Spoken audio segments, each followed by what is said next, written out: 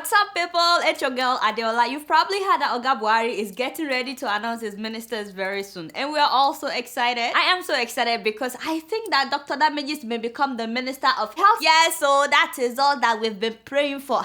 My people, in 1 week, the health sector in Nigeria will change. I know, so anyway, we are all waiting for Mr. President. It's about time. Now, you've probably heard what the Nigerian army said this week when they raided Boko Haram camps. The stuff that they've been finding out, hey, we're too big for my mouth. My people, can you imagine condoms? Hey, I can't even say it. It's too big for my mouth. By the way, condom, isn't that manufactured by educated people? I thought these people said they don't want to have anything to do with education or Western world. No, be so.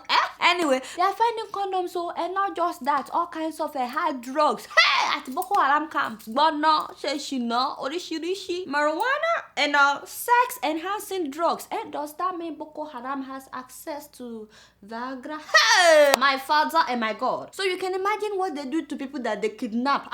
God go punish them, every one of them. I can't wait for them to wipe out these Boko Haram people completely. Now, on a lighter note, President Buhari said that he will cut down the number of Nigerian embassies abroad. Let me know what you think about that. Some people are saying that they're very happy about it, that so many Nigerian embassies just collect money from people without really doing much for the people. No be me talk Nigerians, sure you understand. But I want to know what you think about that idea of reducing Nigerian embassies, and let me know your experience with the Nigerian embassies in the country where you live.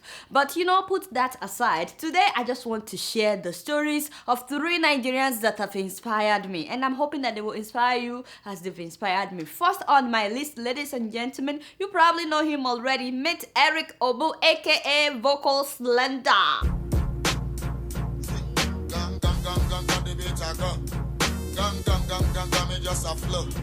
So this is one of those stories that make me realize anything is possible. Anything. Eric grew up as a scavenger in Lagos, searching for something valuable among discarded items at Eseoghene dump site. But he loved singing, and he kept singing even on the dump site. And BBC saw him one day and decided to do a story on him. And that was how he became popular. Today he has a lot of popular songs. He has some on YouTube. Check him out. Champion songs! Vocal Slender! Lyrical Builder! It's time for party now! Women to plenty, see them yakba, like pure water and so against them yakba, who them a follow. So yes, he became very successful, but guess what? He didn't stop there. He decided to start his own foundation to help others who grew up like he did. Ghetto Love Foundation. I love that name, yes. And he's using music as a tool to inspire people not to give up. He's teaching a lot of poor people skills. Your greatest breakthrough in life is education. I started without nothing, but with hard work, prayer, perseverance, I overcome. That was so touching. Couldn't no one get me Kleenex. Light up the light of knowledge, and the darkness of ignorance will disappear. Light up a light of knowledge, and the darkness of ignorance will disappear. My people, light a candle today. Help somebody. Hey, my brother, you're already blessed. My people, hopefully you will let Eric inspire you today that no condition is permanent. If he could go from being a scavenger to being a celebrity, I'm telling you, anything is possible. The key is he kept singing, not knowing who was watching, until BBC saw him. Whatever you're passionate about, please keep doing it. Someday you'll also be discovered. You just never know. And when you make it, remember to help others like he is doing. Now, the second person on my list is the beautiful Eseoghene Odiete, 25-year-old lady who taught herself how to design handbags with African prints just by watching YouTube videos. I'm telling you, she learned how to sketch the bags online. Today, she's the top purse handbag designer in Nigeria. She didn't attend any business school, and she taught herself everything about how to start your business to how to market your products. Then she got a list of fashion blogs and sent them her sketches. This is how they responded. And before I knew it, my customer base skyrocketed. I was honored. Guess what? Suddenly there was a high demand for her products. So much so that different magazines featured her designs. We've been featured in over 10 magazines. We've featured on over 100 blogs. Yes, mama. And today she has expanded to designing shoes and other fashion accessories as well. That's what I call success. But just like Eric, she did not stop there either. She also decided to train others how she's doing what she does. I've trained over 30 women. These women have gone out to set up their own small businesses. They have a new source of income. Even if it's a little impact, but I feel great. Like 30 women are happy that they met me. Talk about making a difference, y'all. And then she said something that I really, really love. We Africans, we Nigerians, we can produce quality things that could also go abroad. And people be like, yeah, I want to go to Africa, I want to come to Nigeria to buy that bag. And that's what I'm trying to promote through my business. That's exactly what I'm talking about. I can't wait for the whole world to start using made in Nigeria products. Honestly, you know, so many of you out there have dreams, and because you don't have money for formal training, you've put your dreams on the shelf. Today, let this lady inspire you. You can learn anything on the internet now. Like this lady, you can teach yourself how to play guitar, how to cook, how to do your own hair. Let her inspire you. And if you don't have access to the internet, talk to people that are already doing it. It's okay to be an apprentice for some time. Someday you will have your own freedom and you can do the business that you've always wanted to do. So let her inspire you. By the way, my dear, make sure you tell my people to call her people, because I would like a handbag that looks like that. Yes, that's one. This one would do. No, the other one. Yes, this one would do. Yes. And last but not least, ladies and gentlemen, meet 32-year-old Nigerian British presenter on CNN. Her name is Zain Asha, the sister of the popular actor Chiwetel Ejiofor, who was in 12 Years a Slave with Miss Lupita Nyong'o. Now, this lady basically created her own future despite different obstacles. Although they lived in UK, her dad died in a car accident while visiting Nigeria. So they were raised by their mom in the UK. You can watch her full speech on TEDx on YouTube. She talked about going to school in Nigeria, going to school in different parts of the UK. So when she finished school, she started working as a receptionist at a production company in California. But no matter how hard she worked, she said that she wasn't promoted. She worked late, she worked on weekends, yet they did not promote her. In fact, they were inviting other people to apply for the position that she wanted. For the position I wanted, they began looking for external candidates. I'm sure anyone who's been through that knows how that can be. And because I was the receptionist, it was my job to serve water to the people who were coming in to interview for the job that I wanted. So when she realized that she wouldn't be promoted and she may be a receptionist all her life, she decided to do something about it. She decided to go after the profession that she's always wanted to do. That is journalism. I'm telling you. Yes, this is a noble profession for those of you that are trying to decide what to do. She's always wanted to be in journalism, so she decided to apply for a job in journalism. And when she applied for a job at a local TV station in New York, they told her that she had no experience, so they would not hire her. But instead of her saying, well, if you don't hire me, how will I get the experience? This lady decided to pay her housemates to shoot videos of her doing what reporters do. In other words, she was creating the experience that they told her that she didn't have. And guess what? After several months of pestering this station, they decided to give her the job. They were really impressed that she would go extra mile and create the experience herself. So don't let anybody tell you that you can't do something because you have no experience. Go and create the experience that you need, like she did. But she didn't stop there after she got hired. She wanted to be on CNN. So she studied people on CNN and noticed that they all had an area of expertise, a topic that they're really good at. So she decided to teach herself how to be a business reporter by going to the library and spending hours every weekend and reading about business reporting. Most of the time, she said she would be the last person in the library. She basically prepared for an opportunity that did not exist yet, believing that someday there would be an opportunity. See, most people prepare for an opportunity when we hear about it, but she said prepare even when it doesn't exist, because success is when opportunity meets preparation. Again, if you can play instruments, hone your skills, start practicing, get better. Is it soccer that you like? Is it basketball? Do it as often as you can. Is it acting, singing, whatever it is? Maybe you're hoping to get into law school, medical school. Study harder than you've been doing, because you never know when the opportunity would come. For her, the opportunity came when she met an executive from CNN, and he was looking for, guess what, a business reporter. The man gave her 2 weeks to prepare, but she said, I was already prepared. So in his mind, he felt guilty because he only had given me 2 weeks to prepare. But in my mind, I knew in my heart that I had been preparing for years. So while she was interviewing for the CNN job, she met someone who came to interview for the same job, and she was actually helping the other person with tips. Even when she came out after her own interview, she told this other lady everything that they asked her so that it could help her when it's her turn. I don't believe in competing for what I want. I believe in creating what I want. Abraham Lincoln once said that the best way to predict the future is to create it.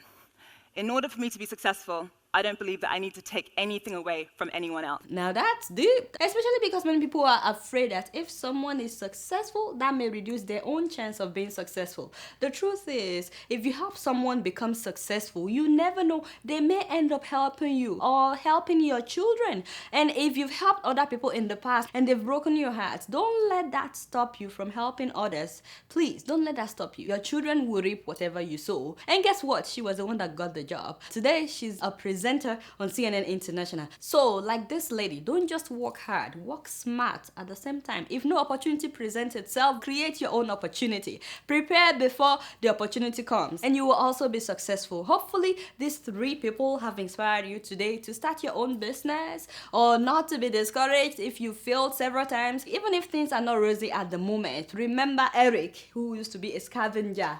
You can also create the life that you want for yourself and your family. No matter what the obstacles have been, even if you've lost loved ones as well, you can still make it in life. You guys know I don't know much. I mean, guess what? I'm just keeping it real.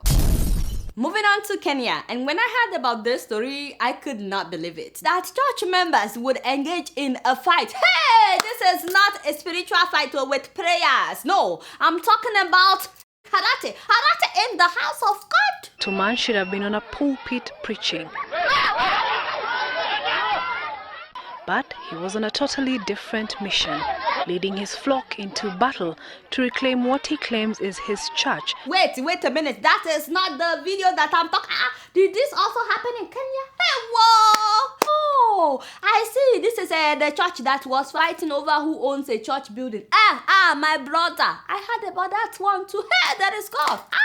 What a shame. What a shame. Can you imagine 2 pastors fighting over a church building? Haba. So they cannot talk this out among themselves. Not be the same God they are both preaching about. Can you believe that soldiers had to come and separate them? What kind of nonsense? Did I hear that one pastor with his flock laid ambush on another pastor and his flock? They laid their ambush when the service at AIC Church in Kasarani, Naivasha was in progress, demanding that the pastor leaves. Oh boy, I need to sit them all down so I can talk some sense into them. Like children, sit up. Y'all making me upset now. Now that I'm very upset, how will I talk about what I was actually trying to talk about now?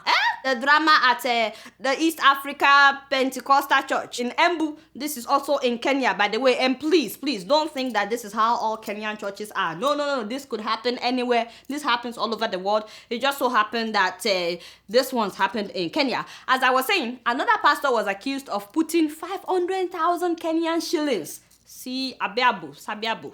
How do you say that in English? That is to say that he was sitting on the money. Allegedly. Nobody, don't quote me. Sure, you understand. This is a man of God. So other pastors from other branches of the same denomination came with people to show this pastor, Pepe, hey, by fire, by force. It was time to take action.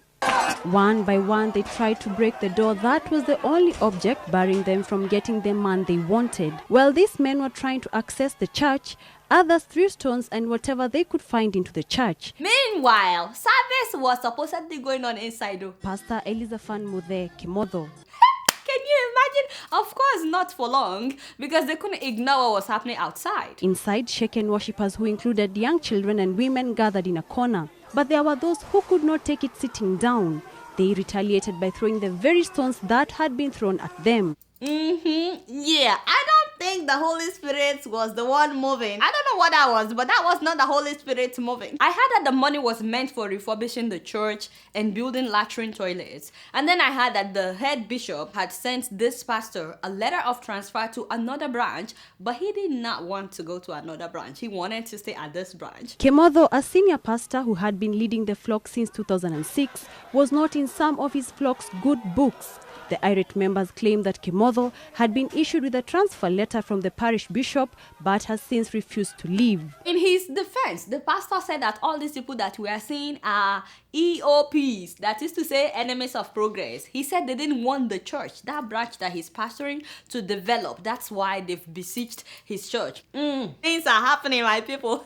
And just like the first church, the fight went on until soldiers had to come and separate them. Can you imagine? 2 people sustained deep cut wounds during the commotion, wounds claimed to have been from panga cut. The besieged pastor, together with members sympathetic to him, were taken to safety as the church tries to resolve the matter. What a shame. Where is the Holy Spirit in all of this? When pastors are beating up each other, what are church members supposed to do? And people that are not even Christians gathered watching this drama. My people, these are end times. What happened to the fear of God now? I'm telling you, and what is this? What is this? This is a pastor in Aba, Nigeria.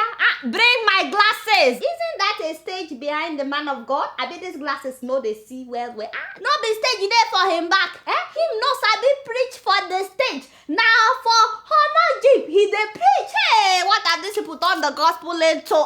My people, my people. Do you see what I'm saying? Because what these glasses are saying, he's starting to baffle me. Are those people sitting to hear what he has to say? And then he has bodyguard. The devil is a liar. No, this must be a clip from Nollywood. Did you take a photo from a Nollywood movie? No, you can confess it. So don't play me like that. This must be from Nollywood. What are you talking about? My people from Abba, let me know if this happened for real. Because you know there is a God. Make you not shine your eye. Well, shine your eye. Would Jesus do this? Anyway, you guys know I don't know anything. Guess what? I'm just keeping it real. Before I leave today, I like to read some of your emails. And the first one I like to read is about a Nigerian dentist by the name Amina Ogbachi Sobuju, who graduated in 2013, and she's been struggling all her life with sickle cell anemia. So now she's in their need of a kidney transplant, and they've been raising money for her. People have been donating. I'm hoping that you guys will please donate so that we can save this lady's life. I mean, for her to get to where she is today, dealing with sickle cell all these years, please, we shouldn't let her die. I'm really inspired that she even went into the medical field so she can help other people. I can't imagine it was easy because of how rigorous it is. I can't imagine all she went through to become a dentist that she is today. This is the GoFundMe link. You can find it, or you can just Google her name so you can also donate. You can donate from anywhere in the world. Right now they've been able to raise 1.8 million, but they're trying to raise 5 million naira so that she can have the kidney transplant. So please be part of this and help donate to save Amina. Our next email is from Ayanfe the Laughingson from Dubai, and he says, "Hi Adeola, I want to open your eyes to what's happening in the UAE as the whole nation is mourning 45 soldiers that died in war against the Houthis. They declared 3 days of mourning in which all radio stations across the country stopped working, and those that didn't are only playing classical music. It's so encouraging how these people value life, and I'll be happy if Nigerian government can do the same thing for the lost heroes in battle against Boko Haram and for the victims as well." Thank you so much, Ayanfe, for writing. I can't believe it's only 45 people that died and the whole nation could feel it. Do you guys have any idea how many Nigerian soldiers have been killed by Boko Haram? Some of them we don't even know about it. Thousands of civilians have also been killed by Boko Haram. I wish that we also value lives as these people value the lives of their own. So we can definitely learn from what is happening in the UAE. For example, I can't believe that till now the Nigerian army has not acknowledged that pilot that was beheaded by Boko Haram. They actually denied that he is a Nigerian pilot. Can you imagine that? So we can start from there and also acknowledge other people that have died. Thank you for writing. Our next email is from Sahara Dane Gesto from Malaysia, and he says, "Hi Adeola, on the issue of electricity that you touched in episode 180, report reaching me from my village in Maiduguri is that the last time they saw electricity was around November of 2014. Lastly, oh wow, really? So electricity, they've not had electricity in Maiduguri since November of last year? But how are people surviving? Hey, that is God. Lastly, I can't wait for the day that I will hear my name acknowledged on your show as one of your fans." Oh, thank you so much. I really appreciate that. This show has a lot of fans, and I really appreciate every one of you. Thank you so much. The next email is from Makinta Kolo, and he said, "Hi Adeola, I watched episode 180 where one Akpogu reported to you that there is no electricity in Maiduguri since the coming of President Muhammadu Buhari." It looks like a lot of people are watching this show from Maiduguri. No be so. I don't know if Akpogu was in Maiduguri last year, but there has been no light since July of 2014. What? July? Hey, Akpogu, there is God, though. Be sincere and honest in everything you do. From your best fan, Makintola Kolo. Oh, he's also a fan. Oh, thank you so much. This show has a lot of fans, y'all. I am so grateful. Thank you so much. But is the governor of Borno State not watching this show? I don't understand. How can my viewers not have electricity? Hey, this is very, very painful. The next email is from John Kayode Abusi, and he says, "Hello Adeola, in Ondo State South Senatorial Region, it's been over 7 months of blackout. From Oretown to Ikale Ilaje, please do plead with President Buhari to revisit Benin Electricity Distribution Company as the distribution company that serves this region." I can't believe what people go through when it comes to electricity in Nigeria. I actually thought this was starting to improve. Like, really, without electricity, you can't really do much. People need electricity. Can somebody please hear the cries of these people in Maiduguri, in Ondo State, and restore their electricity? How can they watch my show without electricity? That is God now. And the next email is from, please forgive me if I didn't say your name correctly, Panmon Paspo from Philippines. Now, before I read this email, this is one of those emails that breaks my heart, okay? Because so many Nigerian students abroad that are recipients of the federal government scholarship complain a lot about what they have to go through in the country where they are studying. And this is the same thing that I'm hearing from this guy. "Hi Adeola, we're a group of Nigerians who benefited from the federal government NEMASA scholarship. We have been facing series of abuse of rights, intimidation, attacks, provocations, threats by the school management that ought to protect us. As a matter of fact, he sent so many pictures. These are pictures of, school security officers coming to attack this Nigerian students. These are some Nigerian students. Yeah, see them in the middle. Some of them are using their cell phones to take pictures of what's happening. So many of us are depressed because we feel that our years in the Philippines are becoming a waste of time. Our final year is almost finished, and we've not been taught some basic things that we need to." He wrote a really long email. Apparently, they've had to be feeding themselves from Monday to Friday for some weeks now. Not only that, security men came, like you were seeing in these pictures, trying to force them to eat some food. And then he said that we have written and visited the Nigerian embassy in Philippines several times to complain about our academic situation and other challenges that we are facing. They have always responded by saying that NEMASA, the ones that gave them the scholarship, did not inform them before bringing us to the Philippines. That means since NEMASA did not tell these embassies that these students are coming, they can do nothing about us but to wait for NEMASA. The embassy in the Philippines is since they cannot help this Nigerian students because NEMASA did not notify them that, oh, by the way, we are bringing this student. Like, why should that even matter? They are Nigerian citizens. That is all you need to know to help them. These are Nigerians, like sometimes they irritate me, no be small. The day I will become first lady, so many of these embassies, they will hear from me. You will go to some embassies, you will see Oyinbo person want to collect visa. They will treat the Oyinbo person as if it is a god. But when the Nigerian citizens come, they will treat you as if you are nobody. Why now? These are students. These are students. And by the way, if you are hoping to study abroad and you're trying to go through the National Scholarship Scheme, make sure that you have your pocket money just in case, because the Nigerian government has been disappointing a lot of students studying abroad under this scholarship scheme. Hopefully this new administration can do something about it. Alright guys, that's all the time that I have for emails today. Please keep sending your emails to adeola.keepingitreal@gmail.com. Alright y'all, it's been real and I'm keeping it real right up in here. Until next week, I'm gonna see y'all later. Peace out.